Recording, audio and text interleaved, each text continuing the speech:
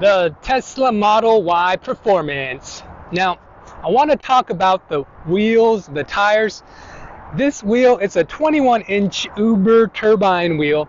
It's a huge wheel, and driving it, I've noticed that it's not too bouncy. It feels all right, but one thing you have to watch out for is this curb rash that's happening here, because these tires, they kind of go and concave with the rim, so it's very easy to scuff up. Like you see some right there, and then you see some damage right here. Now, that's the only downfall to this Performance Y model. Other than that, I think it's a really nice car. I think it's very fast, it's fun to drive. There's a lot of storage space in it.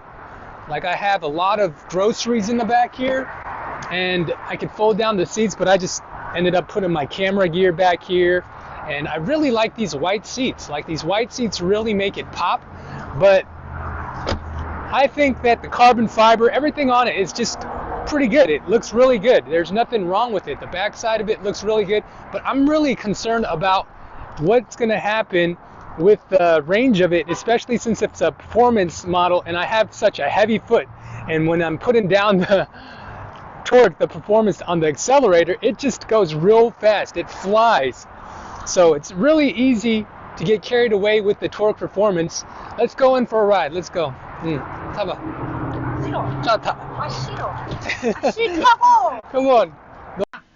Buckle up for safety. We're going for a drive. We're gonna go get some Crocs today. Well, I take you along our adventure to go get these Crocs. Let me tell you about this Tesla Model Y Performance. It's nice. It's got nice tinting up top. My head doesn't feel too toasty.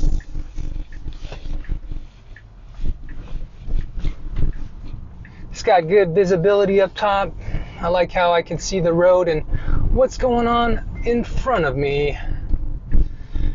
This one, because it has some good performance and acceleration, it's good to have a radar detector up front like I did. Let's see, I gotta make a yui up here. Is that all the soju rolling around back there? No. All the alcohol I have rolling back there? No. That's funny. I'll let this white car go too.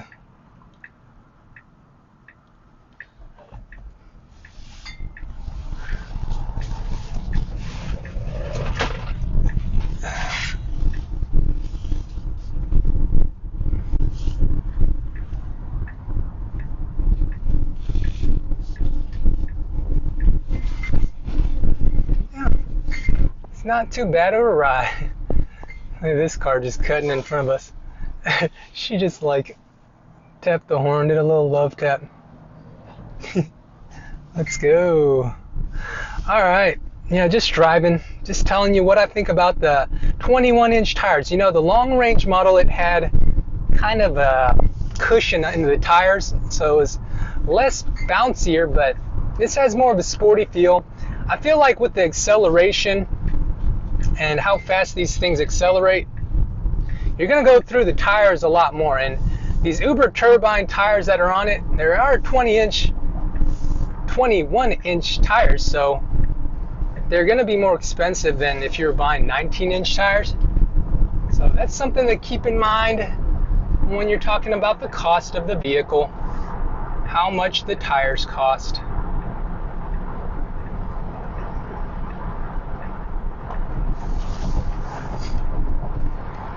Jeez, this guy's just like right up on my ass.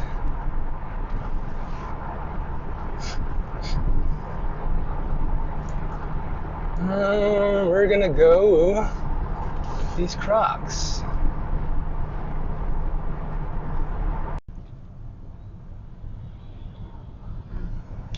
So I'm in traffic right now, and the convenience of having autopilot, I'm just monitoring the car, make sure it's going the right direction. So far it's keeping its lane, and the cars up front are stopping, and it's stopping. It's doing everything it's supposed to be doing on this freeway. I think this basic autopilot is really a game changer. Like normally in these situations you're just really focused on gassing and braking and steering, but nah, autopilot kind of takes the stress out of driving, and it really makes it so that you can enjoy just sitting back and just making sure the car's doing its thing. It's like a really relaxing experience. I can drink water if I wanted to. I can just make sure everything's going good. This traffic's supposed to be, it says on the Tesla navigation, about 6 more minutes or so in this. I noticed that the navigation's not pulling a little bit too hard to the left or the right. It's just dead center with this lane right now. It's a good thing.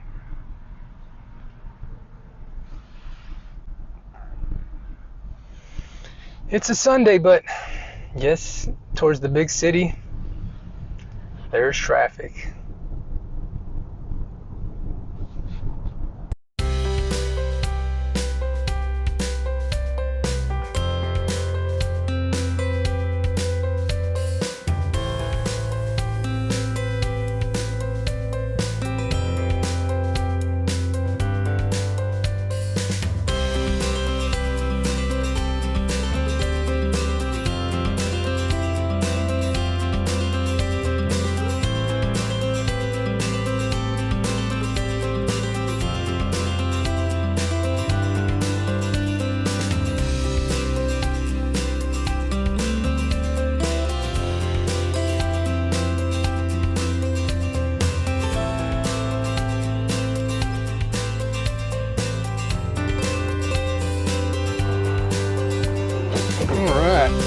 Time to charge this one up. Oh, a little bit short here. I'm gonna pull up a little bit. We'll go back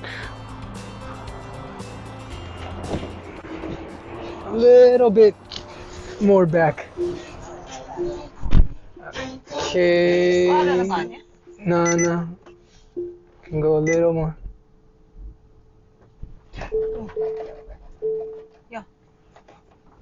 Okay.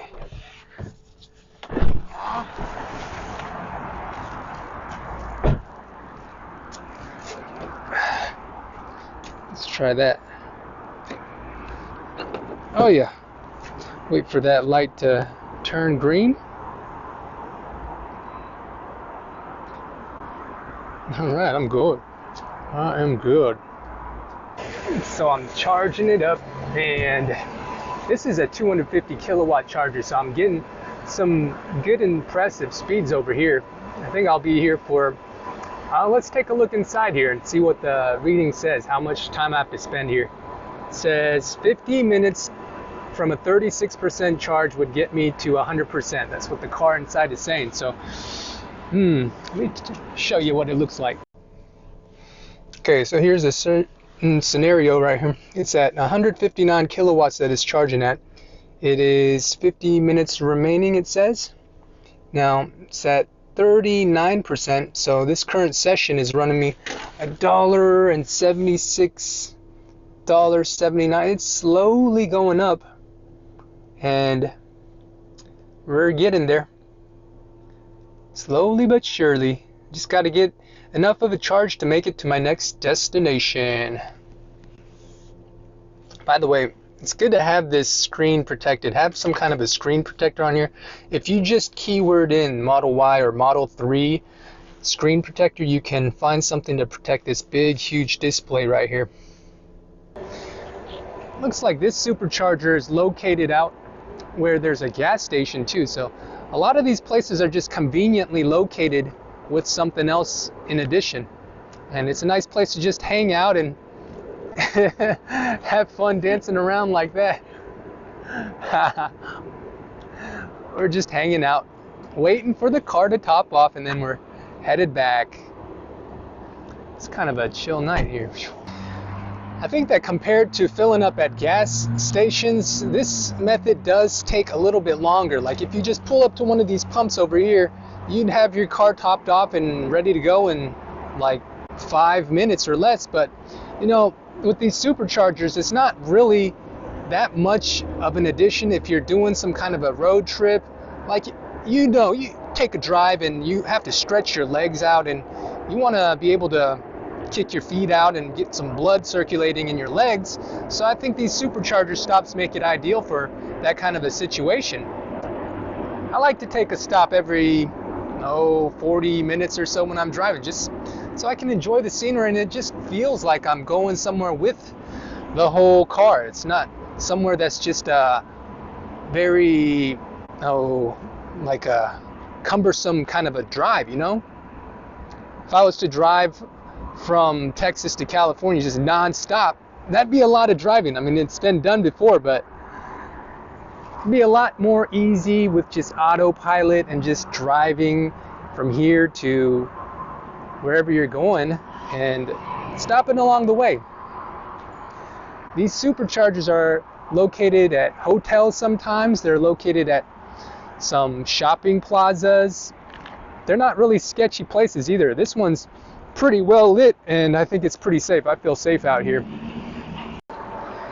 So just more on the car tonight. I think that this car has a good wheel package. I was riding it around all day, and I was just wondering if this wheel was going to be too bouncy of a ride or if it was going to be just fine. And I find that it gripped the road really good. It took turns really good, and I'm pretty satisfied with how it handles and performed. There's a lot of storage in here. This red and white combination, it's a real hype combination, so it's really cool to see that this package can be affordable, yet it's very practical. There's a lot of room in it, and I liked it better than the Model S and the Model 3 just because it's higher off of the ground. It's about a 6-inch clearance here, so that's about a crossover height right there. It's not really low, but it's not really high either, so I think it's very doable. I think it's very practical to just drive with this kind of a height, and as long as you're not getting too close to the curbs and like curb rashing it, I think you'll be okay. Yeah, you don't want to curb rash these because it's like an extra $4,000 or something for the rim just to get it replaced, you know? There is a way to make this kind of like a little bit blended in with the wheel, but it looks bad if you curb a wheel on this car. I think you don't have to worry about having an extra $6,000 to pay for the performance version instead of the long range version. If you want to go faster and going fast is your thing, then I say by all means go for the performance version and get that speed. Get that speed. This one has the faster charging too, so compared to the older models, you'll be able to top off in less time. I think that's a added benefit of this car.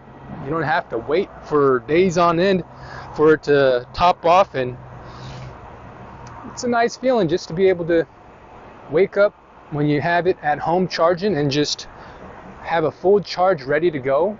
I mean, that's nice. It's a nice feeling. This machine sounds like it's kind of slowing down now. Let's see what it looks like inside here, what it's saying it's doing.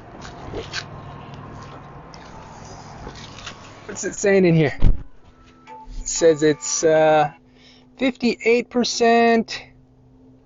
Oh yeah, it's at like 100 kilowatt. So it's slowing down for sure. Yeah. It's a good amount of charge still. But I think we'll wait here for a little bit of time and maybe get it to like 65% before we head on out of here.